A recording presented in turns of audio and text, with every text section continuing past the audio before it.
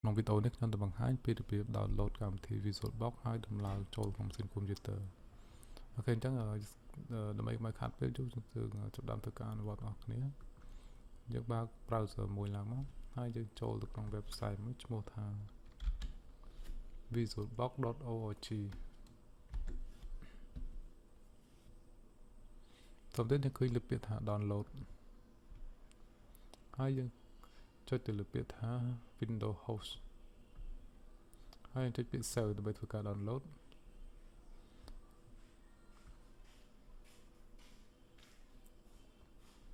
គេរងចាំបន្តិចវា download យឺលនៅជឿទៅស្រាយទៅលើប្រភេទ internet របស់យើងចាំបន្ទាប់ពី download ចប់យើងធ្វើការ install ចូលក្នុងម៉ាស៊ីនកុំព្យូទ័រយើងទាំងអស់គ្នា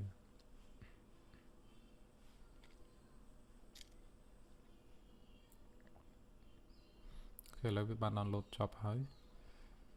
អញ្ចឹងអ្នកនរគ្នាអាចចូលទៅរកវានៅ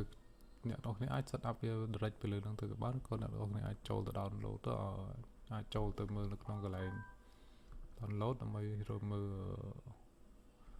កម្មវិធីយើងបាន download មិញ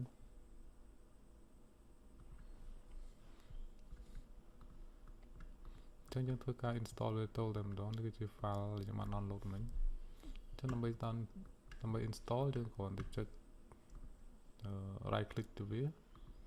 ហើយអ្នកដល់ចូលពាក្យថា open ហើយចុចពាក្យ next ចុច next ចុច next ហើយចុចពាក្យថា yes install យើងរងចាំបន្តិចការ install ចាប់ដល់ដំណើរការដោយលើកម្មវិធីនេះគេដាក់ឈ្មោះថា Oracle VM VurtualBox 6.1 version ហើយចុចលើពាក្យ install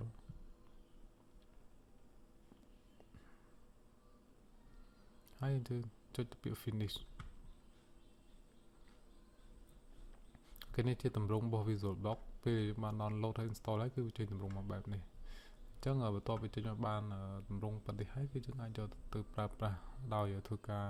set up នៅ Windows ឬក៏ OS ណាមួយដើម្បីធ្វើការ testing ឬក៏ធ្វើ lab នៅក្នុងការនិយាយជាក់ស្ដែងរបស់អ្នកនរគ្នាអូខេវីដេអូនេះខ្ញុំសូមបញ្ចប់តនេះ